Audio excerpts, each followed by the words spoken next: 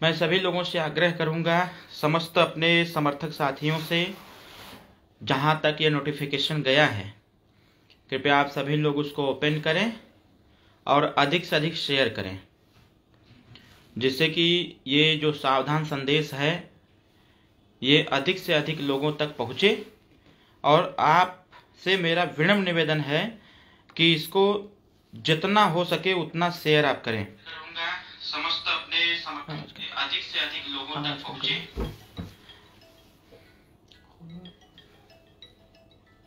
और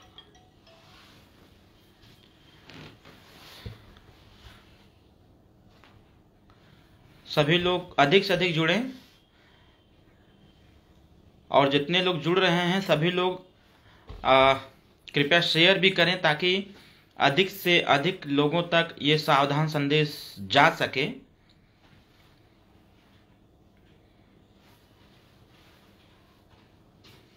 मैं आग्रह करूंगा अपने सभी समर्थक साथियों से, जो मेरे पेज से जुड़े हुए लोग हैं या जो लोग भी फॉलो करते हैं, आप सभी लोग इस पेज को जो आज का ये लाइव है इसको आप शेयर करें ताकि प्रदेश में हर जगह ये संदेश जा सके।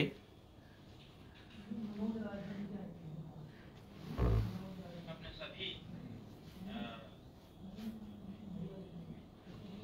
जो लोग भी मेरे इस लाइव को देख रहे हैं कृपया शेयर करिए, अधिक से अधिक शेयर करिए, क्योंकि मैंने बताया भी है कि सावधान संदेश, ये सावधान संदेश क्या है इसके बारे में समस्त लोगों को जानना बहुत जरूरी है।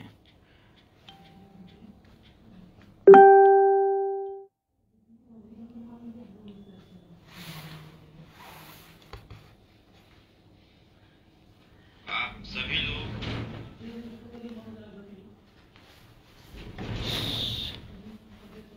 जितना हो सके उतना आप शेयर करें। फिर हम बताते हैं कि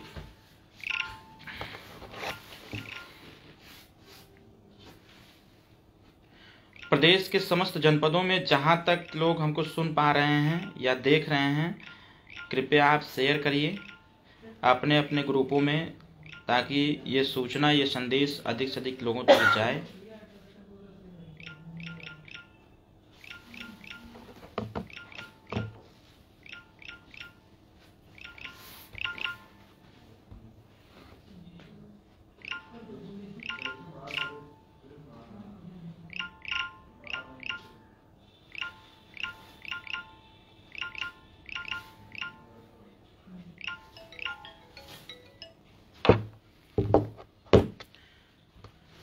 बहुत बहुत धन्यवाद आप सभी लोगों को।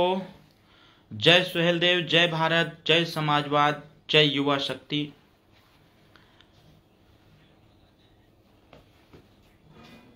कल 3:30 बजे उत्तर प्रदेश में आचार संहिता लग चुका है। प्रचार प्रसार, रैली, जनसभा, ये सारे कार्यक्रम स्थगित हो गए हैं। आज हमारा कार्यक्रम कुशीनगर के खड्डा विधानसभा में था, वो स्थगित है। कल गाजीपुर के जखनिया और जंगीपुर विधानसभा में था, वो स्थगित है।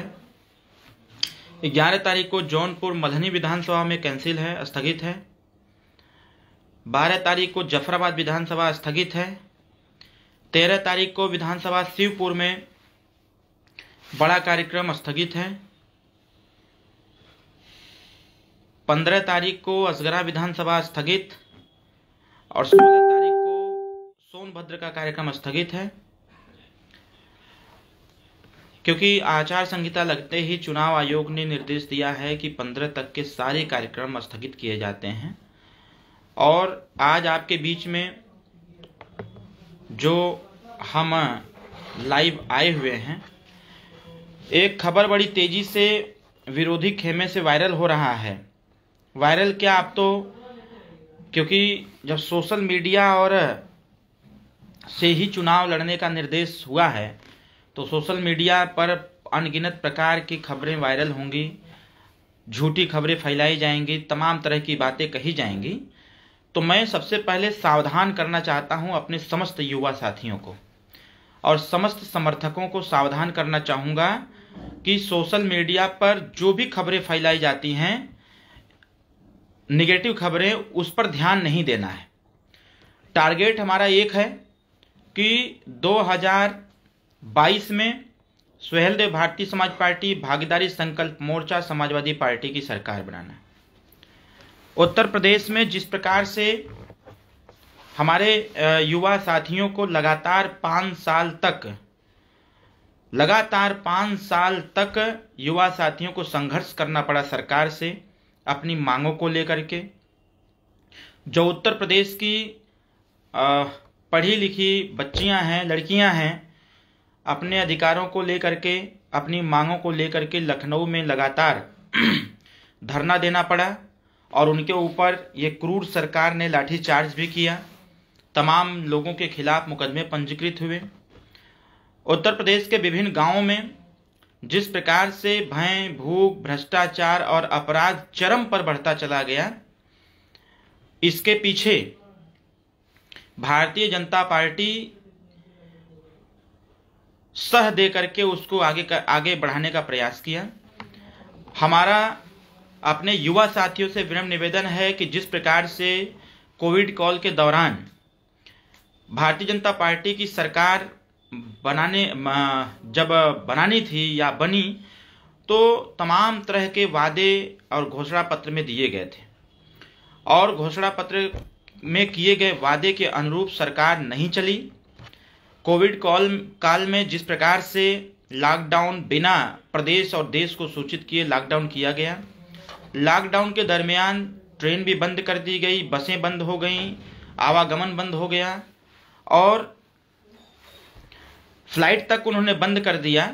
हमारे प्रदेश उत्तर प्रदेश के नौजवान अपने जहां जहां काम कर रहे थे, कैसे कैसे करके पैदल करके लोग अपने घरों तक पहुंचे और जहां वो रह रहे थे और यूपी अपने घर तक आने में तमाम तरह की कठिनाइयों का सामना करना पड़ा। तो मैं निवेदन करूंगा कि कृपया इसको विशेष ध्यान रखें कि वर्तमान भारतीय जनता पार्टी की उत्तर प्रदेश की सरकार में सिर्फ और सिर्फ दुखों का पहाड़ ही मिला है। यूपी को सिर्फ और सिर्फ दुख तकलीफ ही मिली है, सुख की अनुभूति इस सरकार में नहीं हो पाई है। हमारा एक निवेदन है कि ये भारतीय जनता पार्टी के आईटी सेक्टर के लोग एक खबर चला रहे हैं कि ओम प्रकाश राजभर भारतीय जनता पार्टी में से गठबंधन करने जा रहे हैं। मैं आपको बता दूं कि ये भाजपा की चाल है, क्योंकि उनको पता चल गया है कि 2017 की सरकार ओम प्रकाश राजभर के दम पर बनी थी, तो 2022 की सरकार नहीं बननी है भाजपा की। और क्योंकि हमारा गठबंधन समाजवादी पार्टी, भागीदारी संकल्प मोर्चा में सम्मिलित भागीदारी पार्टी पी, राष्ट्रोदय पार्टी, जनवादी पार्टी, महान दल, अपना दल कमेरावादी, जनता क्रांति पार्टी, भारत माता पार्टी, ऐसे छोटे छोटे जो दल हैं उनसे सुहेलदेव भारतीय समाज पार्टी, समाजवादी पार्टी का गठबंधन हुआ है। और इसी गठबंधन के तहत जो चुनाव कल आचार संहिता लगा है, इस चुनाव को हम लोग पूरी दमखम से लड़ेंगे और लड़ करके 2022 की सरकार भी हम लोग बनाएंगे।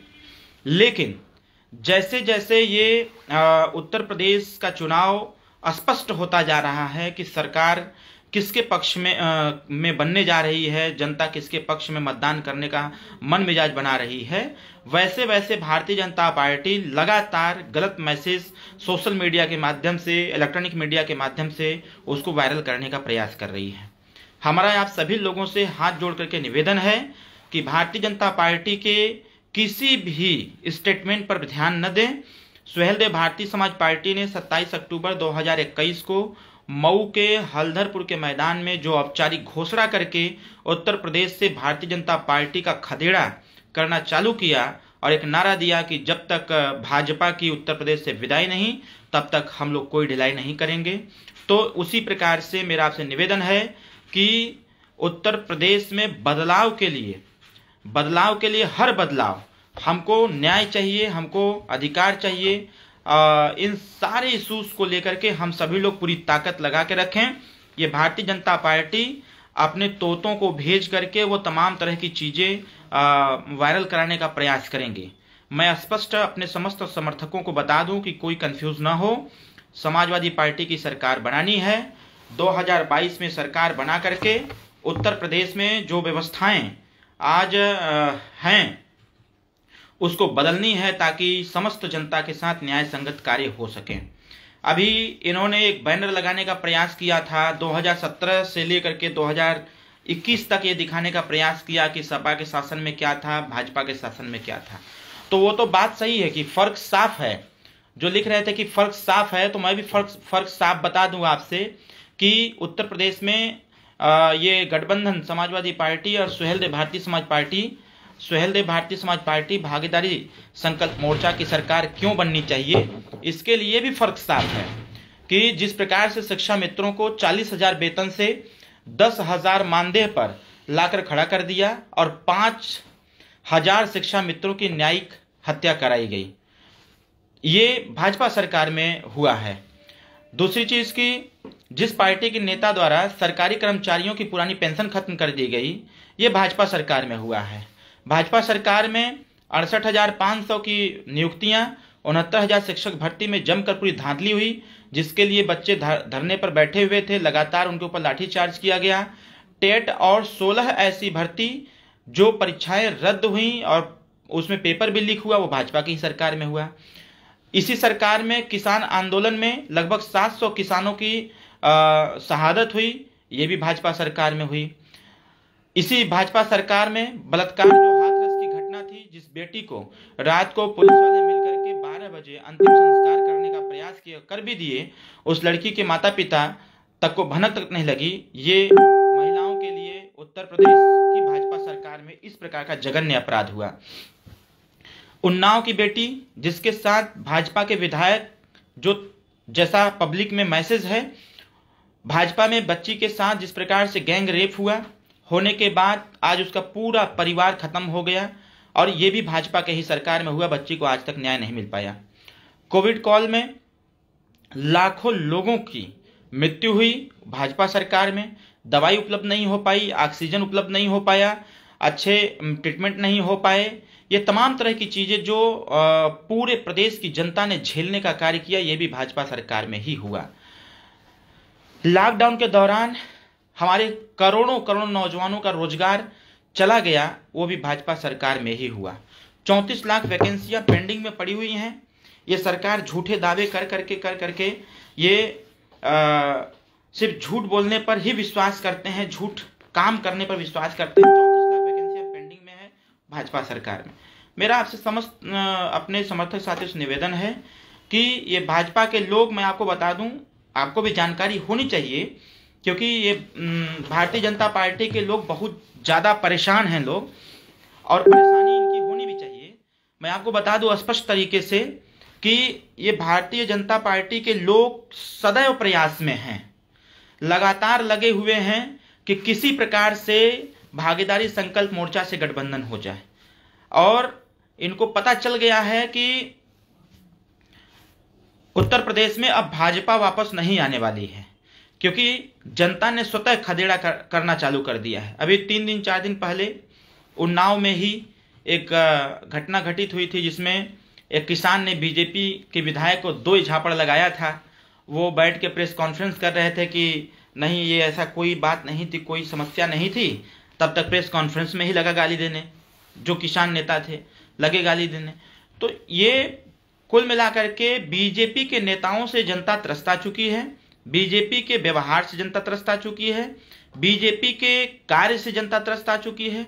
जिस प्रकार से वर्तमान सरकार में महंगाई चरम पर है, यह महंगाई जो चरम पर है, इस महंगाई में आप स्वतः देख लें, जो गैस सिलेंडर 385 रुपये का मिलता था, वो गैस सिलेंडर इस समय 1,000 रुपया मिल रहा है। जो डीजल 52 रुपये 55 रुपये मिलता था, आज वो 97 रुपये मिल रहा है। जो पेट्रोल उस समय 65-70 रुपया मिलता था, आज वो 100 रुपया के पार हो गया है। अभी बिजली का जो रेट है प्रति यूनिट 7 रुपया 8 रुपया था, वो महंगाई देख लीजिए। जब बीजेपी हम लोगों ने घोषणा पत्र में जारी किया कि 300 यूनिट बिजली हम लोग उत्तर प्रदेश में समस्त लोगों को निःशुल्क देंगे, तो भाजपा ने तत्काल चाल चलते उन्होंने कहा कि आधा रेट कर दिया। तो ये ज्वलंत उदाहरण इसका है कि पूर्व में जिस प्रकार से पेट्रोल डीजल को लेकर के पूरे देश में हाहाकार मचा था, उपचुनाव हुए, भाजपा उसमें बुरी तरह से हार गई। हारते ही उसने 12 रुपया डीजल का दाम कम कर दिया। तो ये साफ जाहिर है कि उत्तर प्रदेश में जैसे जैसे भाजपा हारेगी वैसे वैसे महंगाई खत्म होगी, वैसे वैसे बेरोजगारी खत्म होगी, वैसे वैसे अपराध खत्म होगा, वैसे वैसे भय, भूख और भ्रष्टाचार भी खत्म होगा। सबसे ज्यादा भ्रष्टाचार उत्तर प्रदेश में अगर हुआ तो भारतीय जनता पार्टी की सरकार में हुआ। इस चीज को सरकार बदलते ही बताया जाएगा कि भ्रष्टाचार की जननी कहां से थी और भ्रष्टाचार को बढ़ावा कहां से दिया जा रहा था। ये सारी चीजें आने लगेंगी सामने, ये सारी चीजें स्पष्ट होने लगेंगी। मेरा आप सभी लोगों से निवेदन है कि उत्तर प्रदेश में जिस प्रकार से आज पुलिस प्रशासन डिप्रेशन में का शिकार होते मिल रही है, कहीं न्याय संगत कार्य नहीं हो पा रहे हैं, क्योंकि पुलिस तो सबके साथ न्याय करने का प्रयास करती है, लेकिन पुलिस की समस्याओं के साथ न्याय नहीं हो पाता है। हम लोगों ने तय किया है कि 22 की सरकार बना करके समस्त वर्गों, समस्त लोगों का सहयोग लेकर के 22 की सरकार बनाई जाएगी और पुलिस के भी साथ न्याय करते हुए उनके सारे मांग को पूरा किया जाएगा। हमारे युवा साथी जो उत्तर प्रदेश में बेरोजगार हैं, उनके रोजगार को हमारी योगी और मोदी की सरकार ने छीनने का कार्य किया। ऐसे जो बेरोजगार युवा साथी हैं उनको उत्तर प्रदेश में ही रोजगार सृजित करते हुए उनको यहीं पर रोजगार दिया जाएगा, ताकि हमारे प्रदेश के नौजवान गुजरात, महाराष्ट्र, पंजाब, चंडीगढ़ यहाँ पर काम करने के लिए न जाएं। वो अपने प्रदेश में रह करके अपने प्रदेश में काम करेंगे, अपने प्रदेश का विकास करेंगे। हम सभी लोग एक साथ मिल करके उत्तर प्रदेश को उत्तम प्रदेश बनाने का पूरी योजना बनाई जाएगी, पूरा कार्य किया जाएगा ईमानदारी और निष्ठा के साथ। तीसरी चीज कि जिस प्रकार से उत्तर प्रदेश में आज वैकेंसियों पर प्रतिबंध लगा हुआ है, तमाम विभाग की वैकेंसियां पेंडिंग में पड़ी हुई हैं, संविदा कर्मचारियों को निकाल दिया गया और तमाम तरह की प्रताड़ना हमारे लोगों को झेलना पड़ा। तो हमारा आपसे निवेदन होगा कि इन समस्त समस्याओं के समाधान तभी हो पाएंगे जब हम सभी लोग बिना दूसरों की बातों को ध्यान में देते हुए हम अपने कर्म और अपने धर्म का पालन करेंगे और अपने कर्म का पालन करते हुए 2022 में समाजवादी पार्टी, सुहेलदेव भारतीय समाज पार्टी, भागीदारी संकल्प मोर्चा में सम्मिलित समस्त घटक दलों के साथ मिलकर के जब सरकार बनाएंगे और सरकार बना करके एक अच्छी सरकार देने का कार्य किया जाएगा। उत्तर प्रदेश में जो विकास की रफ्तार भारतीय जनता पार्टी की सरकार में रुक गई थी, उस विकास की रफ्तार को कई गुना देने के लिए हम लोग 22 की सरकार को स्थापित करें और स्थापित करके चहुमुखी विकास उत्तर प्रदेश का किया जाए। चौथी चीज कि जिस प्रकार से उत्तर प्रदेश में आज भय का माहौल बना हुआ है, हर कोई परेशान है। वो एक जो समस्या होती है जैसे बवासीर की, भारतीय जनता पार्टी के भी समस्या वही है। जैसे बवासीर जिसको हो जाता है तो वो दर्द तो उसको होता है लेकिन कहता किसी से नहीं है। तो उसी प्रकार से बीजेपी के अभी कल परसों वाराणसी के शिवपुर विधानसभा से बीजेपी के कार्यकर्ताओं ने बगावत कर दिया। उसी प्रकार से कई विधानसभाओं में लोगों ने बगावत कर दिया कि हमको बीजेपी की सरकार नहीं चाहिए। बीजेपी के कार्यकर्ताओं ने ही बीजेपी का बगावत कर दिया कि हमें बीजेपी की सरकार नहीं चाहिए, हमें ऐसी सरकार की आवश्यकता नहीं है जिस सरकार में अपराध चरम पर हो, भूख चरम पर हो और तमाम तरह की समस्याएं डेवलप होती हों, समाधान कोई न हो। तो ये सबका सहयोग मिल रहा है। कल मैं कुशीनगर में था। कुशीनगर में बहुजन समाज पार्टी के तमाम समर्थक सुहेलदेव भारतीय समाज पार्टी ज्वाइन किए। कल कुशीनगर में ही भारतीय जनता पार्टी के तमाम नेता, ब्लॉक स्तर के, विधानसभा स्तर के, जिले स्तर तक के नेताओं ने कल पार्टी ज्वाइन किया। लोगों ने कांग्रेस पार्टी के भी लोगों ने कल सुहेलदेव भारतीय समाज पार्टी ज्वाइन किया। मतलब कि जो अब लोगों को ये लग गया है कि 2022 की सरकार ओम प्रकाश राजभर, माननीय अखिलेश यादव जी, प्रेमचंद प्रजापति जी, बाबूराम पाल जी, अनिल चौहान जी, रामसागर बिंद जी के नेतृत्व में, कृष्णा पटेल जी और संजय चौहान जी केशवदेव मौर्य जी के नेतृत्व में 22 की सरकार बनने जा रही है, ये सबको दिख गया है। क्योंकि जब आंधी तूफान आना होता है तो माहौल पहले से बनने लगता है। उसी प्रकार से मेरा एक निवेदन, बस आज का लाइव आने के पीछे बस एक उद्देश्य था कि भारतीय जनता पार्टी हमेशा इनके चाल चरित्र और व्यवहार, ये सोच हमेशा छल का रहा है। इन्होंने 2017 में हमारे साथ छल किया, हमारे समाज के साथ छल किया, बनारस में आरक्षण का नारा दे करके समाज को इकट्ठा किया और आरक्षण आज तक नहीं मिल पाया। ये आरक्षण गोल गोल गोल गोल लोग घुमाते रहे और आचार संहिता भी लग गया, आरक्षण की घोषणा हो नहीं पाई। हम लोग लड़ते रहे सरकार से, लड़ते लड़ते आरक्षण को लेकर के सदन के अंदर भी योगी जी ने भी बोला था, केंद्र सरकार में माननीय अमित शाह जी ने भी बोला था कि जो ओबीसी का आरक्षण है उसको डिवाइड किया जाएगा, सामाजिक न्याय समिति की रिपोर्ट लागू की जाएगी। सदन के अंदर जो आज महाराज हैं हमारे योगी महाराज जी, उन्होंने भी बोला था कि लोकसभा चुनाव के 6 महीना पहले सामाजिक न्याय समिति की रिपोर्ट लागू कर दी जाएगी और आरक्षण का डिवाइडेशन कर दिया जाएगा। आज फिर से चुनाव 2022 का आ गया, लेकिन आरक्षण पर किसी प्रकार का सुध लोगों ने लेने का कार्य नहीं किया। माननीय श्री ओम प्रकाश राजभर जी सदन के अंदर जब भी खड़े हुए तो आरक्षण को लेकर के सदैव अपनी बात रखने का प्रयास किए और सदैव अपनी बात रखते रहे कि आरक्षण में पूछते भी रहे। अभी पूर्व में जो सदन शीतकालीन सत्र चला था उसमें भी माननीय नेताजी ने स्पष्ट तरीके से बीजेपी सरकार से पूछे कि भाई आप बताओ कि आपने कहा था कि लोकसभा चुनाव के 6 महीना पहले हम आरक्षण लागू कर देंगे, फिर क्या हुआ। शीतकालीन सत्र में मंत्री जी ने पूछा तो लोगों ने बीजेपी के जो स्पोक पर्सन उन्होंने कहा, सदन के अंदर कहा था उन्होंने कि नहीं इसको हम लागू कर देंगे। अब आचार संहिता लग गई है, अब आचार संहिता में पॉसिबल नहीं है, तो इसलिए भाजपा के इस बहकावे में आने की आवश्यकता नहीं है। भारतीय जनता पार्टी के जो गुलाम पिछड़े दलित नेता हैं अब उनको मात देने का वक्त आ गया है। इनको बाईपास करते हुए एक नई सरकार का चयन करें, अपने नए नेता का चयन करें और ये डेफिनेटली ये तय है कि 2022 की सरकार बनते ही हम लोग जातिगत जनगणना करा करके माननीय कांसीराम साहब, डॉक्टर भीम अम्बेडकर साहब द्वारा दिए गए नारे को पूरा किया जाएगा कि जिसकी जितनी संख्या भारी उसकी उतनी हिस्सेदारी, जिसकी जितनी संख्या होगी उसको उतना अधिकार मिलेगा, उसको उतना आरक्षण देने का प्रयास पूरा किया जाएगा। इसलिए आरक्षण के मुद्दे पर भारतीय जनता पार्टी के लिए एक ही नारा लगाइए कि आरक्षण नहीं तो भाजपा को वोट नहीं। वैसे भी अब आचार संहिता लग गया है, भारतीय जनता पार्टी इस कार्य को नहीं कर सकती है। हम नई सरकार बनावें और नई सरकार बना करके जो आरक्षण का मुद्दा है इसको पूरा करने का प्रयास करें। निषाद समाज के लोग अभी तमाम तरह की विवाद खड़ा हुआ है, उसी प्रकार से निषादों के लिए भी आरक्षण की बात भारतीय जनता पार्टी ने किया था, लेकिन 17 तारीख को लखनऊ में घोषणा भी होने वाला था। माननीय अमित शाह जी भी आए, भी घोषणा किसी प्रकार की नहीं हो पाई और आरक्षण निषाद समाज को मिल नहीं पाया। आचार संहिता लग गया, अब कुछ भी नहीं हो सकता है।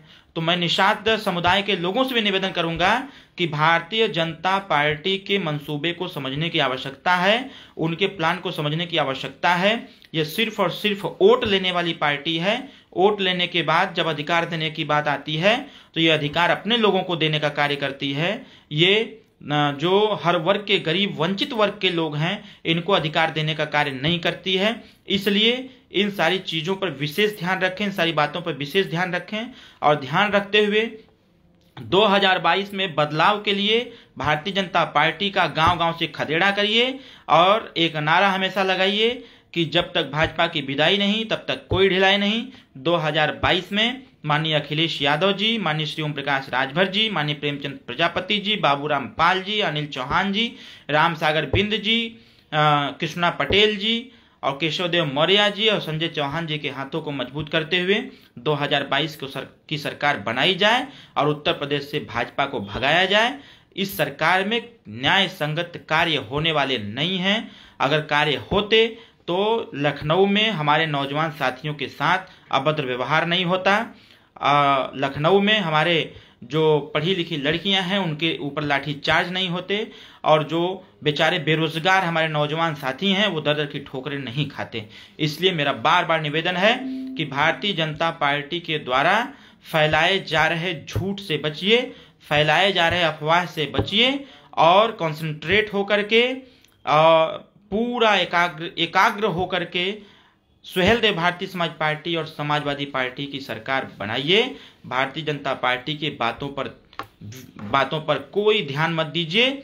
इनका काम है हाथी मगन चाल में चलती है, कुत्तों का काम है भौंकना, तो कुत्ते भौंकते रह जाते हैं। हम अपने मगन चाल में चलते चलते 2022 की सरकार को स्थापित करें और स्थापित करके चौतरफा विकास करते हुए उत्तर प्रदेश को उत्तम प्रदेश बनाने का संकल्प लें। मैं फिर रिपीट करता हूं कि हाथी अपने मगन चाल में चलती रहती है, कुत्ते भौंकते रहते हैं।